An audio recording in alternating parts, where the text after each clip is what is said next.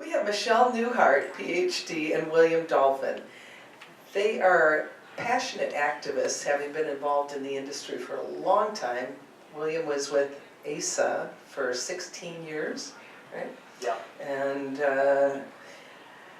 Michelle's a scientist. Michelle and William are the authors of The Medicalization of Marijuana, Legitimacy, Stigma, and the Patient Experience. It's a brand new book, just came out, and we've got it here at the book table. It is the first comprehensive study of what it means to participate in a state-regulated medical cannabis program. They're a husband and wife team with more than 35 years collective experience writing about cannabis. Newhart and Dolphin have contributed to more than 24 books on the plant, patients, and policies. Michelle Newhart teaches sociology and works as an instructional designer at Mount San Antonio College in California. And let's see,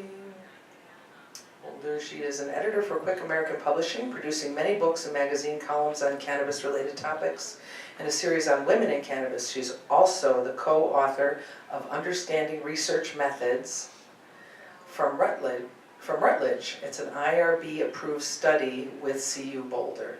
So I give you Michelle and William. Thank you very much.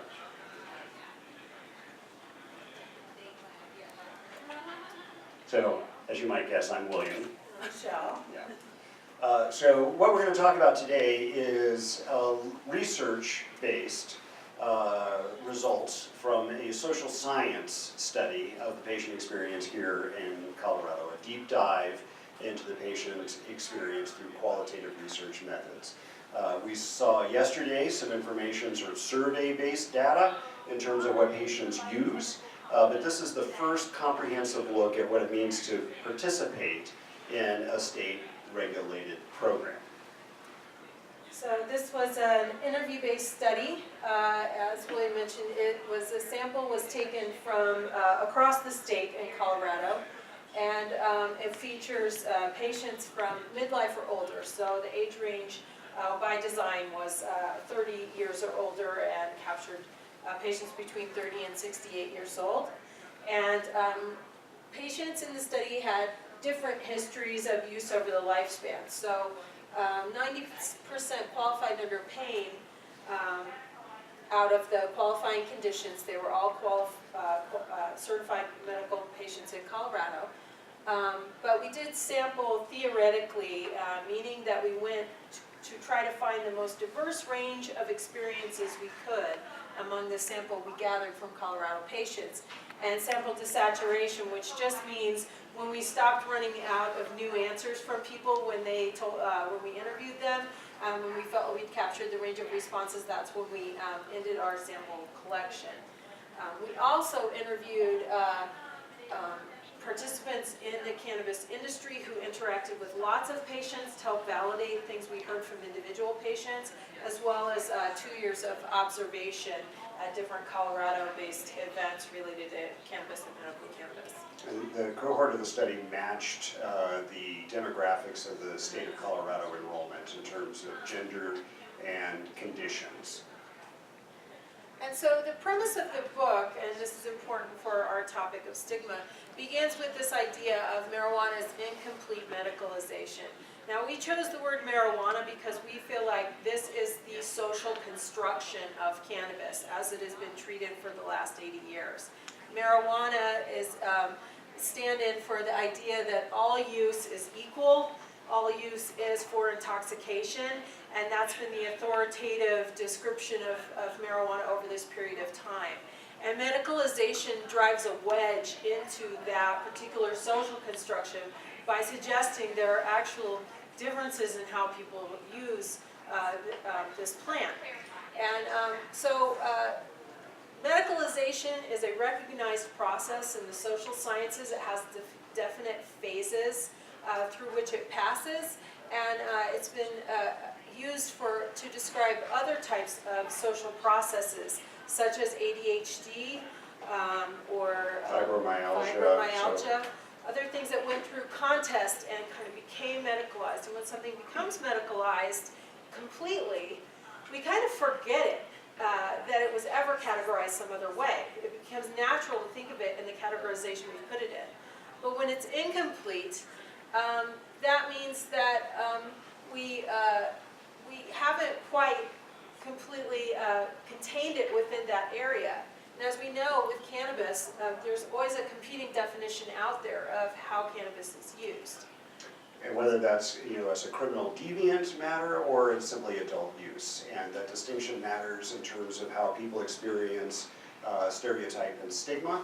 And what we're going to focus on today is that part of what happens with this incompleteness of medicalization is that the burden for legitimacy gets put on the individual, because you can't rely on institutional medicine to necessarily define that for you. And as a result, that tends to affect the interactions patients have with their doctors and other medical professionals. So, as William said, the pressure for legitimacy ends up resting in the interactions that patients have, whether it's with friends and family or with their doctor, and creating legitimacy around this issue. But uncertainty and risk remain, so you don't necessarily know how other people are going to respond when you say that, because it isn't an accepted legitimate use. So people could have different opinions about that or not agree with your opinion.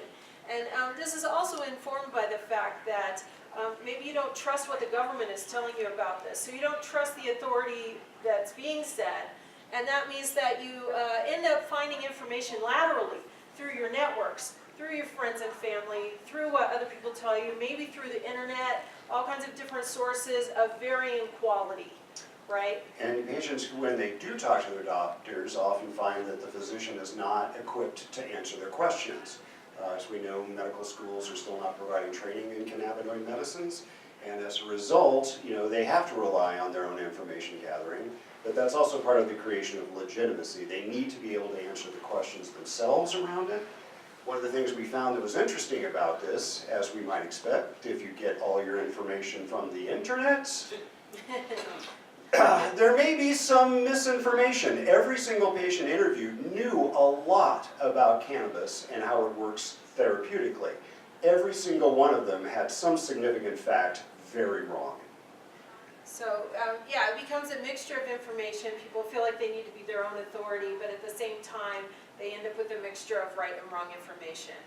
And we also want to recognize that structurally, medicalization is incomplete just because there have been difficulties in getting cannabis to conform to modern medical formulations. And so structurally there are problems with fully medicalizing it, even though we're starting to see things that look like that, such as a PDLX. We know that these are things that are sort of forthcoming and aren't guaranteed, but we seem to be going in that direction. So we're going to talk a little bit about stereotypes, stigma, and cannabis use. Now, for social science purposes, it's important to maybe talk a little bit about the terminology here. So stereotypes are things you all know. They're things that jumped into your mind the minute this picture came up on the screen. Stereotypes are known because stereotypes are generalizations. They're in the cloud of our cultural knowledge. We all know them, not just about cannabis users, but about all kinds of groups of people, and we can pull them into mind fairly quickly. When we talk about stigma, we're really talking about the application of stereotypes within interaction. And so that means in an interaction, I'm scared you're going to apply a stereotype we all know to me and judge me for it. And so that's the stereotype threat. So it can be anticipatory. You don't have to have the person treat you badly because of the stereotype. You just have to expect that it might happen, and you're going to start editing yourself. You're going to start being cautious about how you present yourself and the information you provide. This is obviously important in a doctor-patient relationship as well. And so in our study, when we looked at stigma in interactions with doctors, again, we interviewed primarily patients, so we did not do a similar set of interviews with doctors. We really are talking about the patient's experience of doctor-patient interactions. And so patients, one way that patients controlled this risk of stigma was to decide whether or not they were going to try out cannabis before they went and asked for a recommendation. So prior to even seeking a recommendation and becoming an official patient, are you going to go and try it and make sure it works before you risk this interaction in which you disclose this information, or risk publicly identifying by becoming an official patient through the state and sharing your information in that way with a program. The public identification is a significant concern. Patients were generally highly aware of the risks they faced by being publicly identified as a medical cannabis user, whether that was professionally or interpersonally with family, with friends, or things like child custody and whatnot. I mean, we know it still is a leverage point. And you may think that the most likely patients to go and test something before they seek out a recommendation are people who did not have prior experience with it. But we found a quarter of patients who had never tried cannabis actually did not test it prior to seeking a recommendation. And this probably has to do with why they had never tried cannabis in the first place. They had a heightened sense of fear and a sense of law abiding for cannabis use, and so they didn't want to even do it until it was legitimate for them, until they had established that they were officially within the law doing it. So we had 25% of people who didn't want to touch it until they were legal to do it. 42% had prior experiences that they could rely on to have some understanding. It's like, I remember what it was like in high school. It was not that bad. I'm not that concerned about it. I know this is relatively safe. I understand what the effects are going to be. I think I'm good for this. So another concept to talk about from the social sciences, to think about doctors and patients in these interactions, is the system and the life world. This has been used sort of generally in the social sciences, but it's also been used within medicine to think about medical behavior and medicine taking. And so these are just different logics, the logic of the system and the logic of the life world. The logic of the system being when you're an organizational actor, whether it's as a doctor, nurse, or some other medical professional, you're within the constraints of those institutions and you're following rules, which may have to do with what good treatment looks like, what those outcomes that you're seeking out. Whereas life world logic tends to be the common sense world of everyday life. It's very relational. It has to do with how you holistically function in your life. And what your concerns about your kids or your spouse, your family generally. It's very relational and interpersonal, so how does that go with what everybody else wants or needs? And so we can think about how these two logics are employed for different decision making within doctors and patients thinking about medical cannabis. In the case of this patient population that we studied, in almost all cases, they had some significant person in their life approach them as an evangelist for cannabis use and said, look, you're not getting the help you need from conventional medicine. I'm pretty sure cannabis might be able to help you. Sometimes these people were extremely persistent with them, but it all came from this lateral network of close relationships rather than from the doctor providing the information to them. Yeah, so medicalization, again, is something that has been studied by medical sociology for a while. A study of a contested illness a while back identified 3 types of basic doctor interactions around the contested illness, which can be thumbnailed as a doctor knows best kind of attitude, a bit paternalistic, sort of defense of the institution of medicine. Here's what we know from clinical science. If it's outside that, we're not going to talk about it. The second type, unintentional dominance, is where a doctor takes a more agnostic approach. It's like, well, maybe, or even I've heard some good things about that, but I'm not going to sign the paperwork for that. You're going to have to go find somebody else. Constructive medicalization is a more collaborative approach in which the doctor is more responsive to the feedback they're getting directly from the patient about what they think might work and is trying to work with them on trying to figure out how to effectively treat them. With medical cannabis, this takes on a sort of special significance. We all know the proverbial pot doc, or in Colorado frequently called the doctor mill, which are physicians who are usually derided as not being professional enough in some fashion. We make the argument that these are the doctors who are occupying the role of constructive medicalization. They're the ones who are helping patients move this forward. The truth is, in that period of time when very few doctors would sign recommendations, constructive medicalization is something we could think about with the derided Dr. Mill as helping to actually make the law practical in the sense that people could actually enter the system. So there's an example of Dr. Knows Best is Andy, who said, I asked my doctor would he be inclined to write a note. He seemed very afraid of the concept. This was a naturopathic doctor of osteopathy and a very discussing kind of person. It was almost like he clammed up immediately. I wouldn't even call it a discussion. I asked him if he could send me to a pain specialist, and the pain specialist he recommended wouldn't talk about it either. I sensed fear, bluntly speaking. An example from our interviews of unintentional dominance is Mike, who said, the university hospital won't let physicians there write recommendations. And I asked even for qualifying conditions like HIV or cancer, and he said, it's because they have a DEA license to write prescriptions. So they told me my doctor can't write those recommendations. I'm like, if your license is under the state and these threats are from the state, she said, that's not where we're getting the pressure, it's the DEA license. This is similar to what veterans face with the VA. The VA still has a policy that doctors in the VA system cannot write recommendations. So here we see that idea of the doctor is amenable to this, but just has a bureaucratic limitation, so they can't complete that recommendation.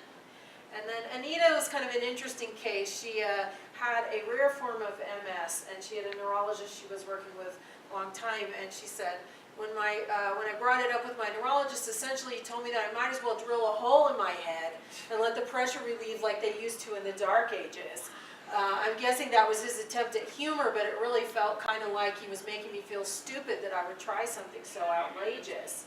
But she was very persistent. She said, I bugged him. I brought it up in conversation at one appointment to kind of feel him out, and then I left it, and then the next time I brought it up again, and then the third time I went, I said, look, I've tried this, and it really does seem to help with the extended issues that we're unable to control at the moment with the medication regimen you have me on. And she finally just wore him down. And he said, fine, I will sign it. Well, and he came around. And he did.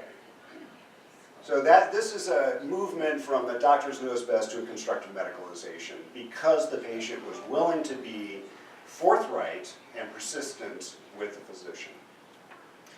So we talked a little bit about this constructive medicalization. There was kind of a unique case of that, but in most cases the constructive medicalization looked more like going to the specialty doctors who were evaluation doctors. A lot of times they get a very hard time for being in that position, and we know there are a mixture of people who've occupied that position over time as legislation and policy has changed around sort of how open or closed that was to who occupied that space. But what we do know is that legitimate patients care about legitimacy in the interaction. And the interaction, the quality of the interaction is part of how they judge the legitimacy. Not by checking the diploma of the physician. What does the office look like? How is the doctor dressed? How is the doctor interacting with me? And this is an example of one of the potential problems. So Avery says, Avery's a woman who said, it was in a medical office that was shared with other doctors, and the doctor was very caring and asked me questions, so I liked that part of it. But then the person taking the money at the end, I wasn't exactly comfortable with. And in the end, she says, I know I shouldn't, it's stereotyping, but he didn't seem very professional. He didn't match with the rest of the setting.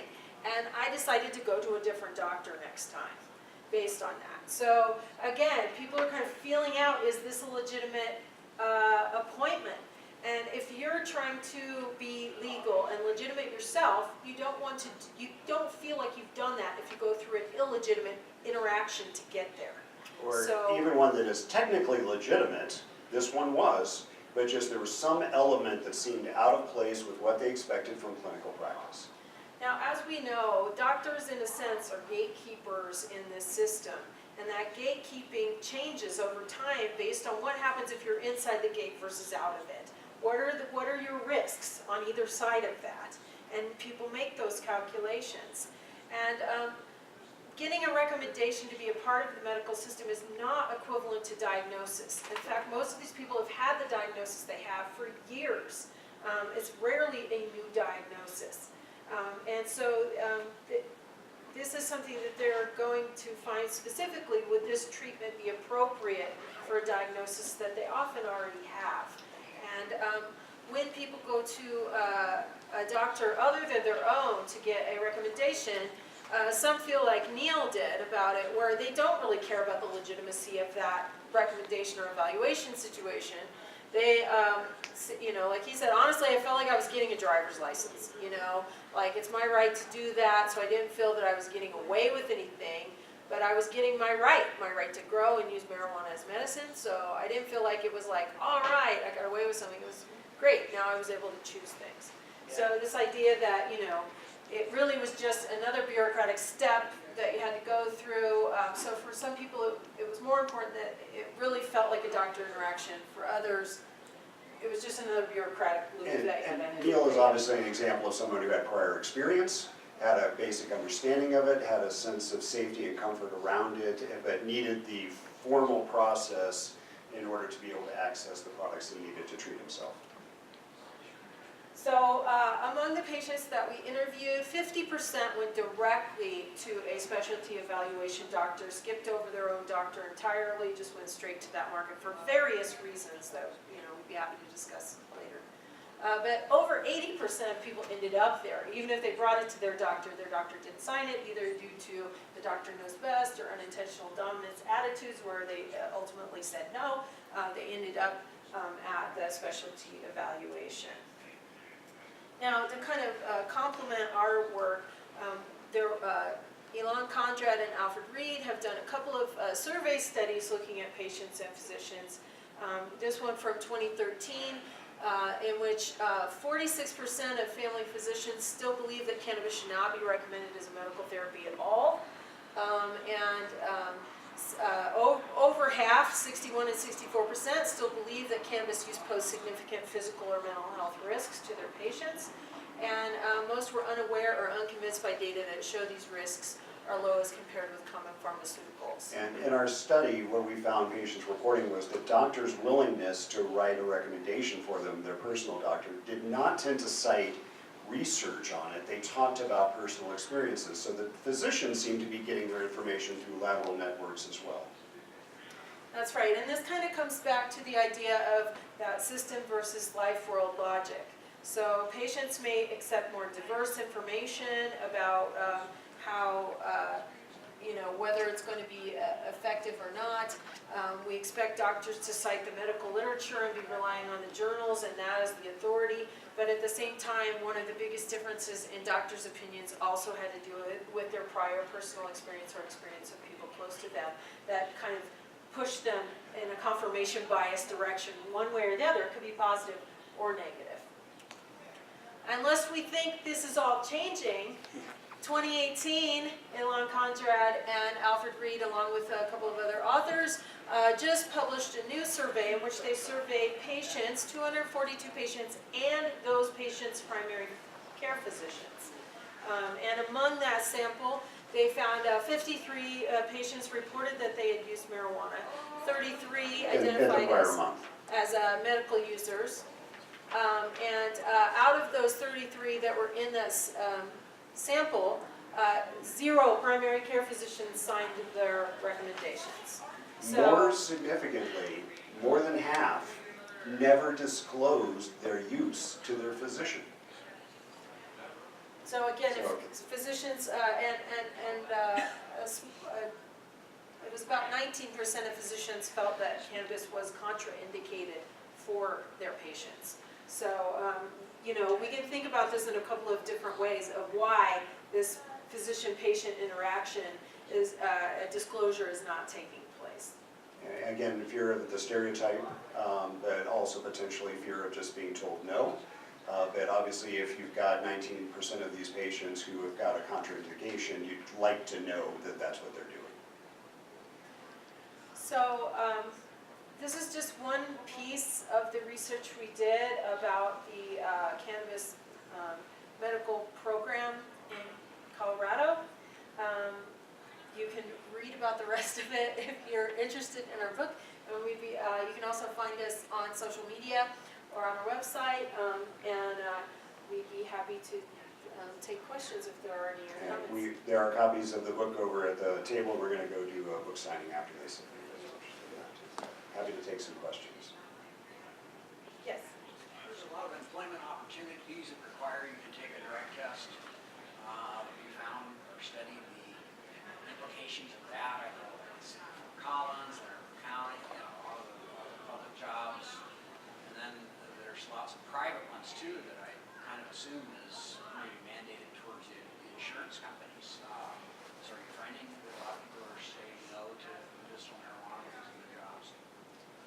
certainly did have, some people talk about that as a limiting factor. And we do talk about risks to patients in the book that, just because the state has passed a policy in which you can do this, doesn't clear all the barriers in the way of becoming a medical cannabis patient. There are other pieces that apply. And, a part of the stigma as well is that a medical cannabis stigma is a compound stigma by default. Because when you disclose that you are a medical cannabis patient, you are also disclosing that you have a medical condition that needs to be treated. So you don't necessarily know how either one of those things is going to affect you. We had a really Including your employment status. We had a really interesting story from the guy, Andy, who had gone to a conference out of town and was worried about carrying cannabis with him on a plane to treat himself, and then he had an episode once he got there where he had a huge migraine kick in, and he was both not wanting to disclose his medical condition to his boss and not wanting to, and not having the medicine that he needed because he didn't want to disclose that piece either. And so it ended up ultimately losing him a promotion in that job because of his performance during that particular moment. But his choice was to not disclose any of that information because he felt like that would be more risky to his job overall to disclose his medical condition. So we had a few stories like that. But everyone in this study was a registered patient with the state of Colorado, so they were all people who had kind of crossed that Rubicon of deciding I'm going to do this, but obviously if you're going to be drug tested, that's a problem. We did have one patient in the study who had lost employment because of a positive drug test. Yes. Do you feel like the legitimacy may have been compromised by their qualifying condition? The most used condition in Colorado is pain, and a lot of people make jokes about, my neck hurts. Do you think that may have been part of it?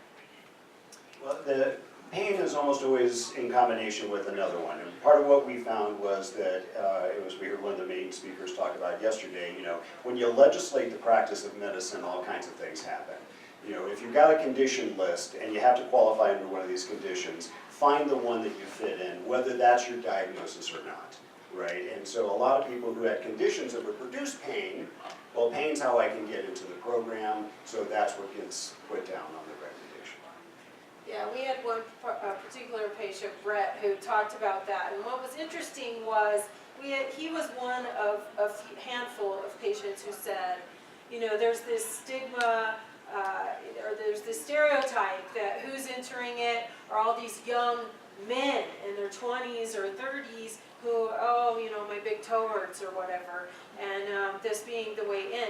But patients always, even if they mentioned something like that, they took a big step back from applying that stereotype themselves. So they would say something like that, and then they would say, but 20-year-old men can have pain conditions, and 30-year-old men can have, and we know that lots of diseases are invisible.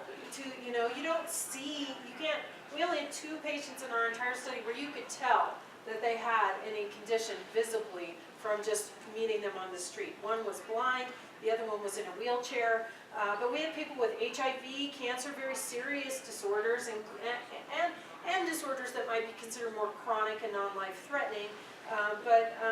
You can't tell by looking at someone, and that was definitely felt like it was a value among that community to say, hey, I can't judge for other people whether or not they're a legitimate patient or not. But you also saw people making a lot of efforts to make sure, well, I look upstanding and legitimate though. I'm not going, I'm going to make sure that I look like I'm on the right side of the fence here. And one quick extra on that is that the legitimacy part of this is also very important within an environment like Colorado where you have adult use rollout.